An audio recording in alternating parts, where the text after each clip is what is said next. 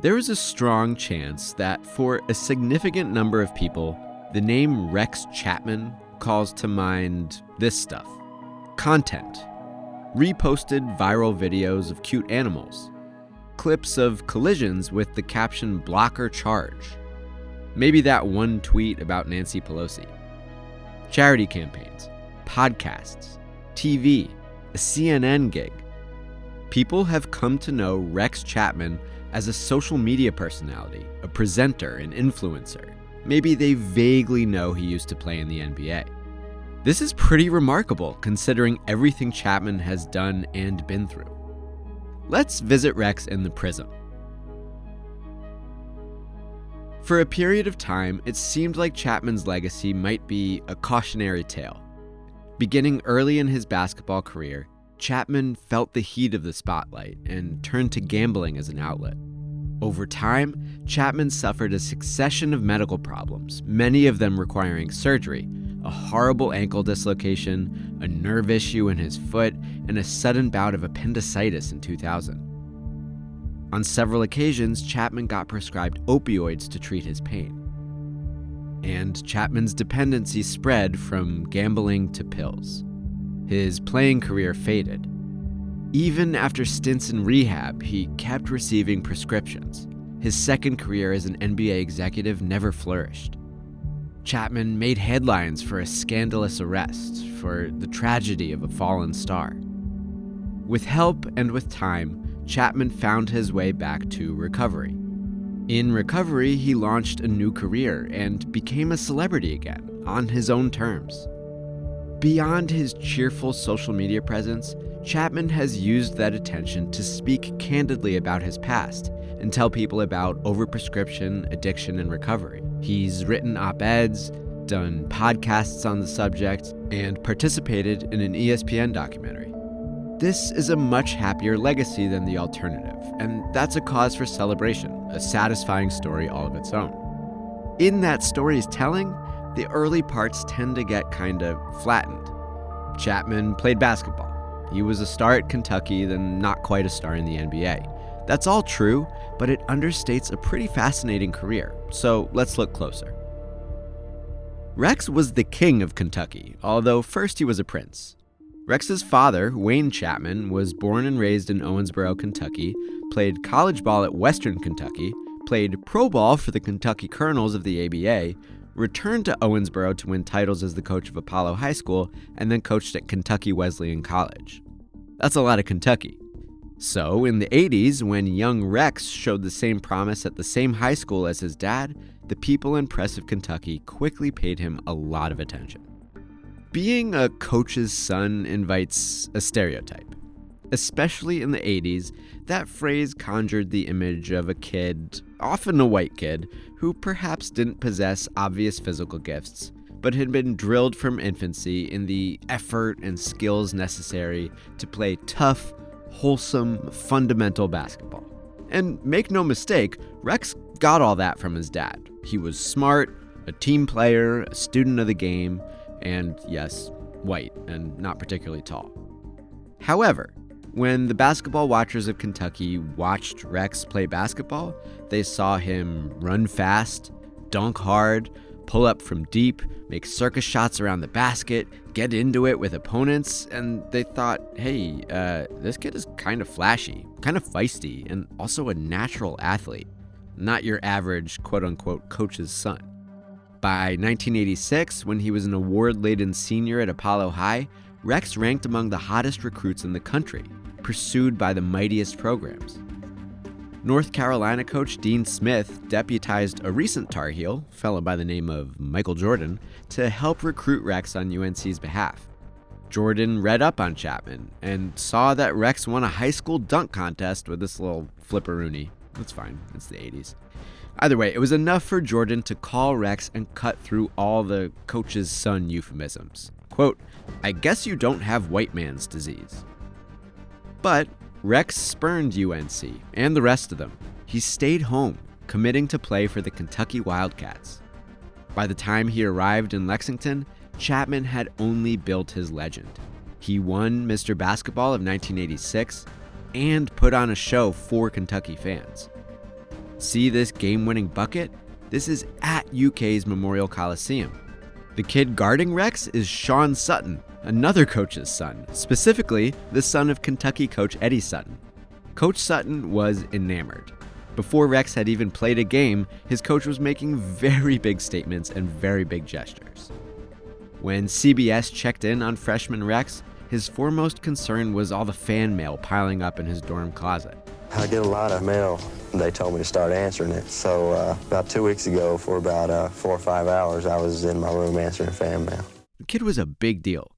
And then the basketball began, and forces conspired to open up a big role for Rex. One was a rash of injuries in the Kentucky lineup.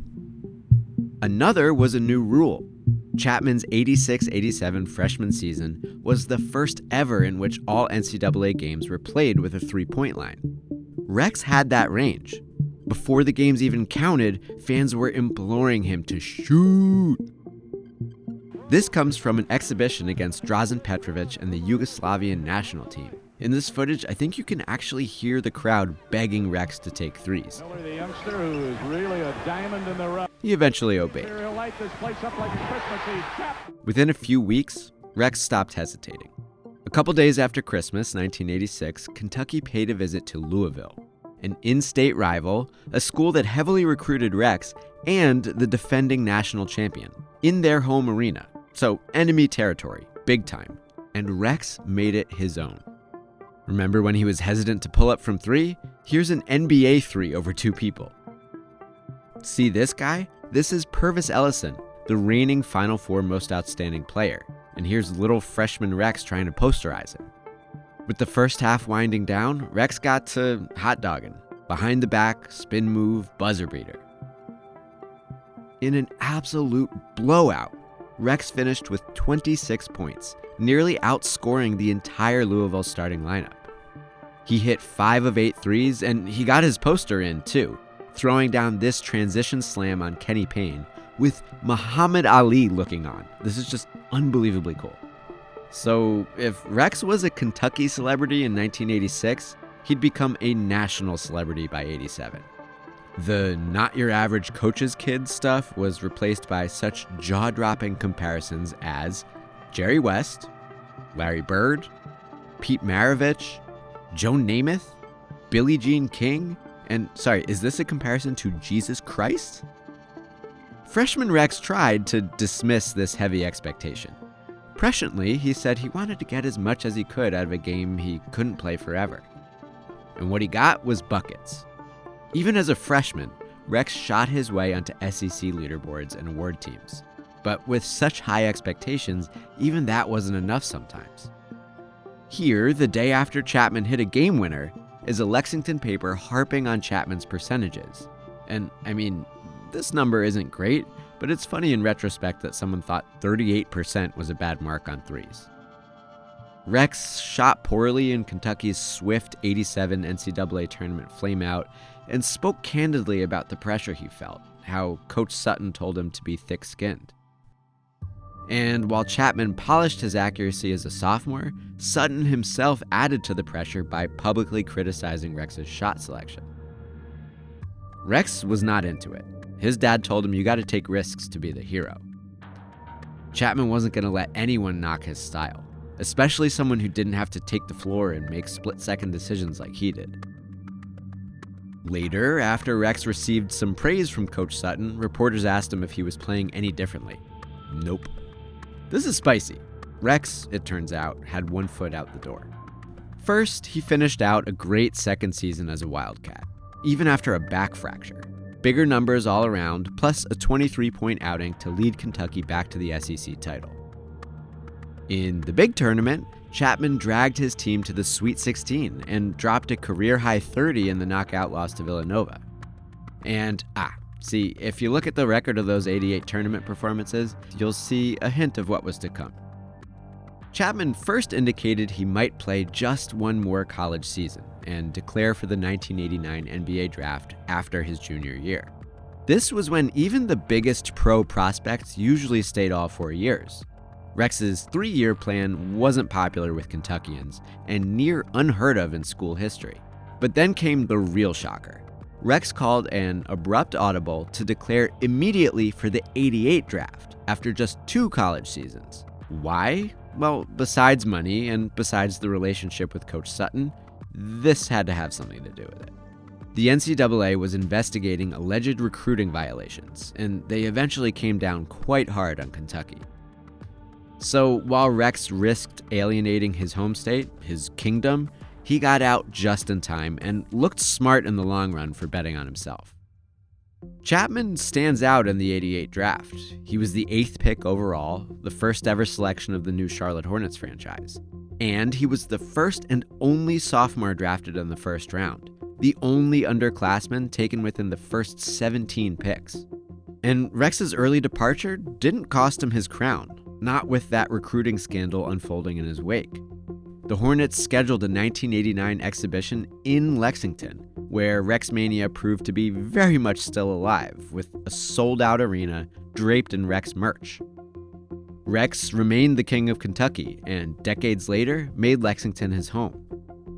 This would be satisfying and probably still true if Rex's pro career was a total bust, but that's not the case. It is true that injuries and their aftermath stopped Chapman short of his potential. In terms of individual and team accomplishment, his is a career of almosts. Chapman was never quite an all-star. The one year he seemed like a strong candidate, 93-94 with the Washington Bullets, his season got cut short by that gruesome ankle injury. Gruesome enough that we're just going to let Dennis Rodman describe it instead of showing you. Chapman was never quite a contender, often just missing a team's rise. For a time, Rex was the Hornets' all-time leading scorer, but poorly timed injuries made him the odd man out just before Charlotte's first playoff success in 92-93. Rex played one season in Miami right before their rise under Pat Riley, followed by a few years in Phoenix after their deepest postseason runs. Injuries will do that. Teams just wouldn't commit to Rex, so he missed out on some history. But history isn't only greatness. History, for one thing, happens in trends. Like, it wouldn't be long before NBA draft boards were covered in underclassmen, Kentucky underclassmen in particular. And, just like in college, Rex joined the NBA's three-point vanguard, shooting not just a high volume, but a dynamic variety of deep balls, contested, off balance, and off the bounce. Rex got him up. The dude was not shy.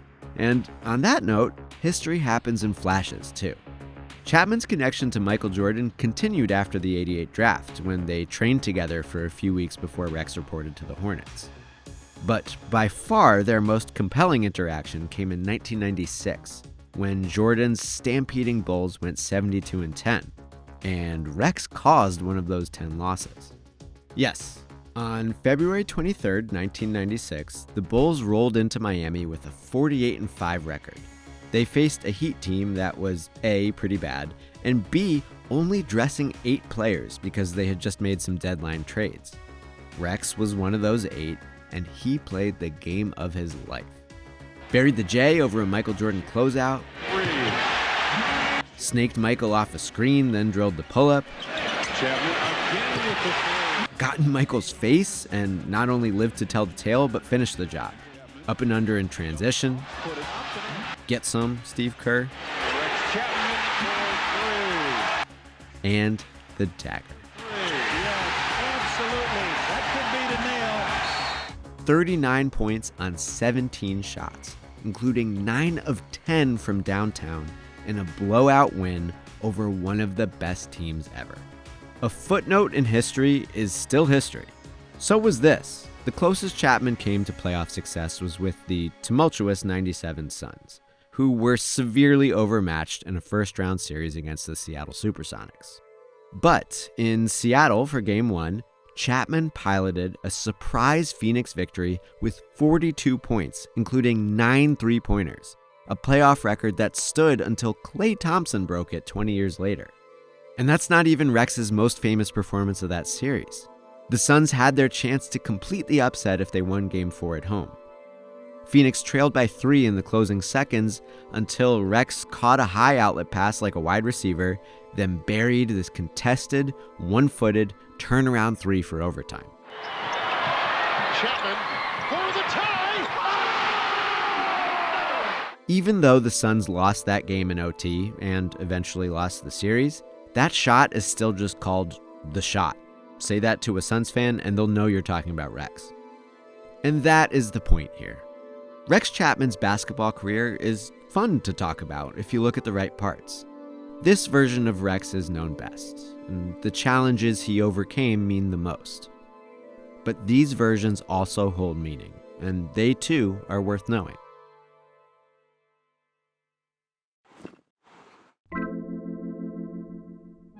Thank you so much for watching this episode of Prism. Please like and subscribe, and if you like basketball, watch some more videos. Actually, if you don't like basketball, just watch them anyway. I need this.